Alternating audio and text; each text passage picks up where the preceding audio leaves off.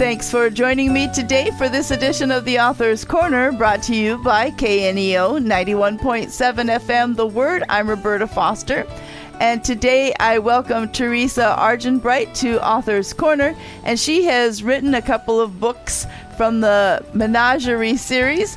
One of them is called Charlotte and Penelope and the Neighborhood Stage, and the other is Charlotte and Penelope and Their Magical Menagerie. Both books published by Brown Books Kids, and she'll tell you more about how to find the books at the end of the program. Let me give you a little insight into Teresa. She was raised by a mother who loved crossword puzzles and invented silly words to solve them. She developed her own love for language that grew through her experiences writing advertising campaigns, nonprofit grant requests, and fun poems for friends and family. And she's put all of that into a couple of books that she's going to tell us about today. Welcome to Author's Corner, Teresa. Thank you. I'm glad to be here. So give us some insight into how you came up with the theme of the books and which one you wrote first, and tell us a little bit about each book. Okay.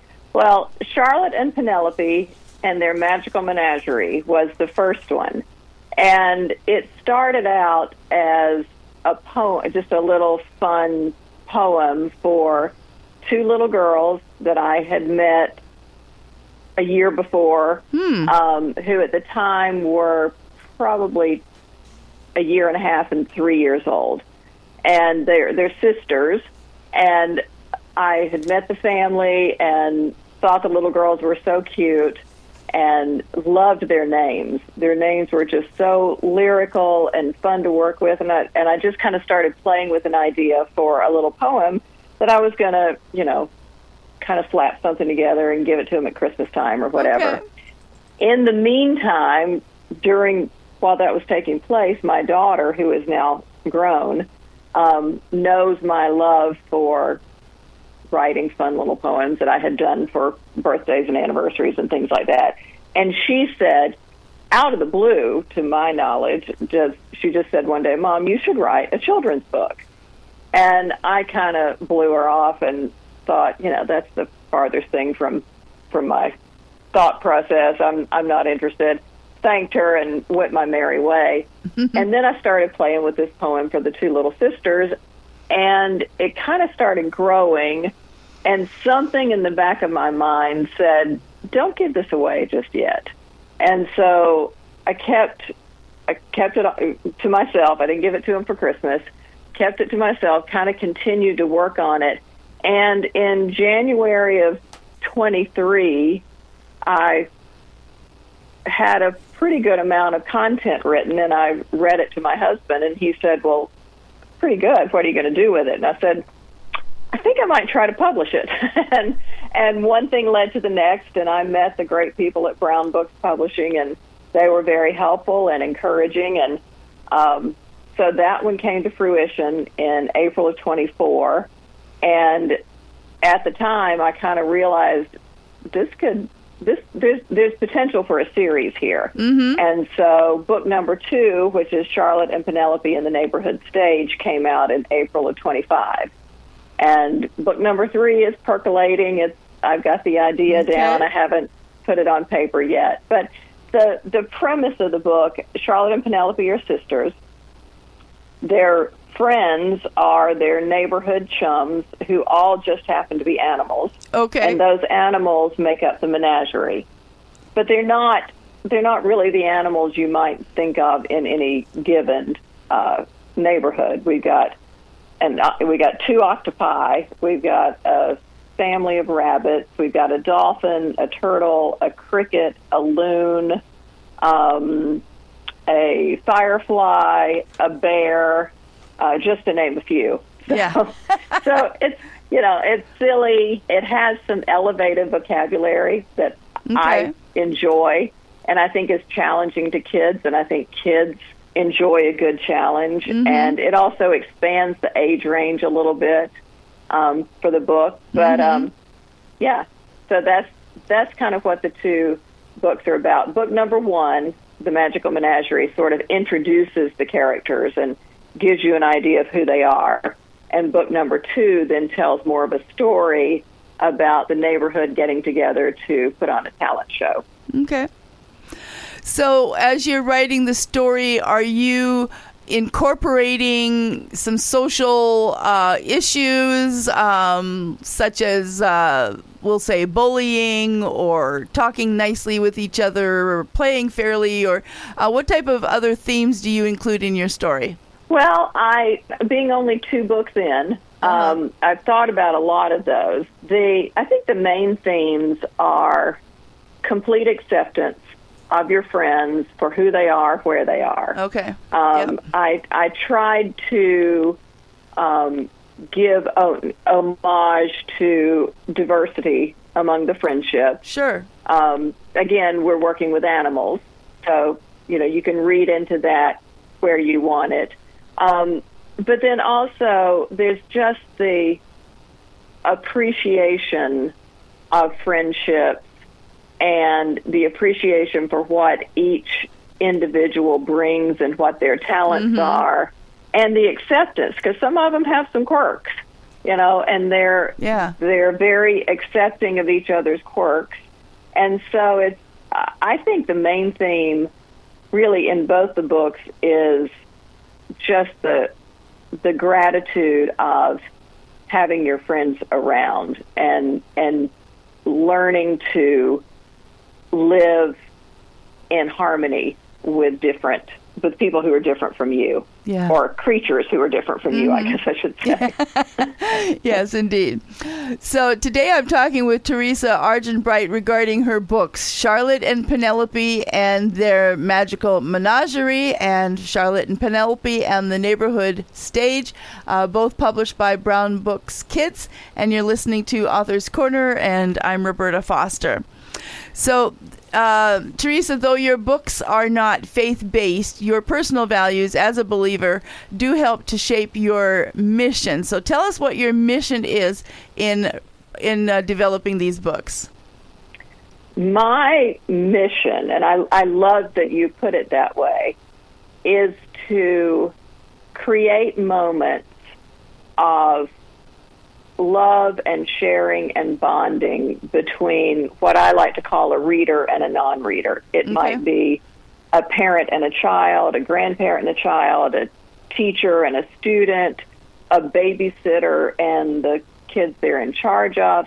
But some of my fondest memories as a kid, and I don't have vivid memories of what the book was and all of that, but I do remember snuggling onto the sofa with my parents or my grandmother and having a storybook read to me. And there was that 10 minutes of, we're going to enter this world together and we're going to go on this adventure, and it's just going to be the 2 of us.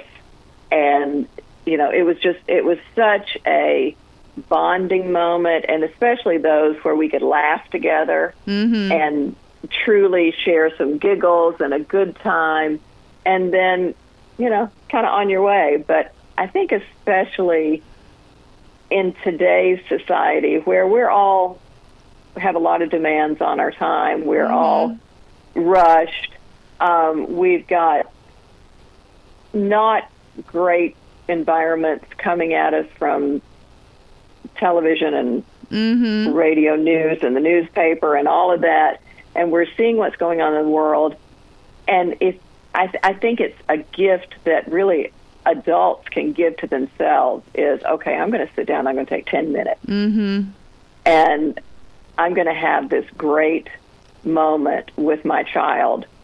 And, I think it's so good for both the reader and the non-reader. And that's my mission. I want adults to get back into the habit of regularly reading to their children, which then encourages their children to read on their own and to read to their younger siblings when they're able. And I think that has sort of gotten pushed to the side, especially with the advent of screens. Yeah. That we need that interaction. We need that connectivity. Yes, definitely. Okay, so Teresa, there are a lot more books out there in the world that are not written with a Christian influence or Christian pattern to them.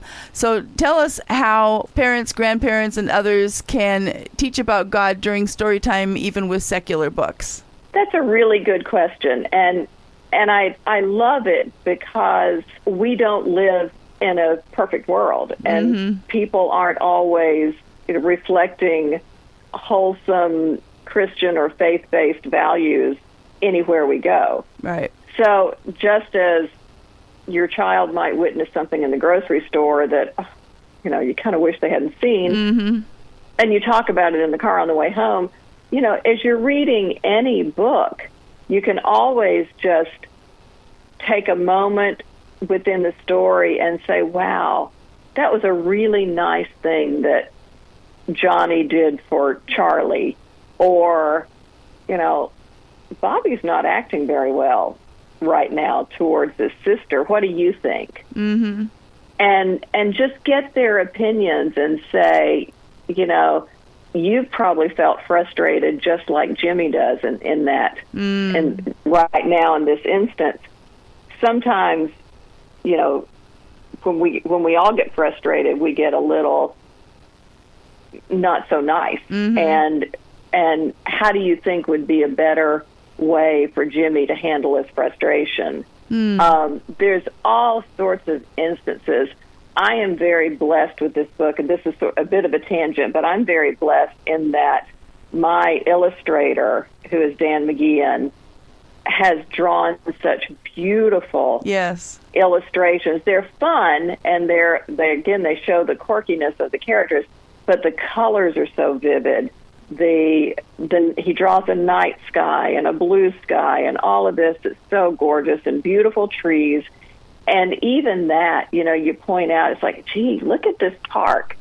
Does it look a little bit like the park that we go to sometimes? And aren't we lucky that God has created this beautiful world for us to live in? Just little touches of noticing, not even small details, but just a little portion of the story or of the visual that's contained within it, and just relating it back to what your family's values are and what you're trying to teach your children. In that you want to live in an exemplary fashion, and you want to be thankful for what you have and what's around you and who's around you. Very good. So once again, I've been talking with Teresa Argenbright about her books.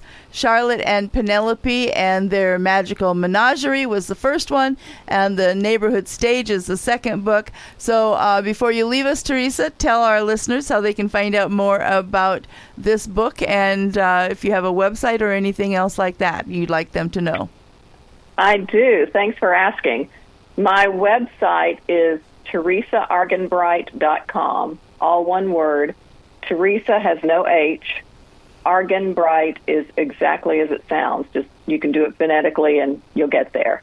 That will take you to my Facebook and Instagram, which also are my name. Facebook is Teresa Argenbright. Instagram is Teresa Argenbright _author. And then my books are on Amazon. They're on Barnes & Noble. Pretty much any bookstore, if you search the title or even search Charlotte and Penelope, they'll come up. And so, the books are fun. They really do have some humor that both parents and children can appreciate. And they're just a fun little nighttime, middle of the afternoon read, and hopefully will get your kids excited about reading and vocabulary and making new friendships. Wonderful. So one more time, the books today, Charlotte and Penelope and Their Magical Menagerie, or Charlotte and Penelope and Their Neighborhood Stage. And I've been talking with Teresa Argenbright, and we certainly thank her for making copies of the books available. Teresa, thank you so much for being with us today. Thank you, and you guys have a great day. And to our listeners, if you'd like to hear this interview again or share it with another, you can find it on your favorite podcast platform or through kneo.org. So thank you so much for tuning in. This is Roberta Foster on the Author's Corner. Join me again next time.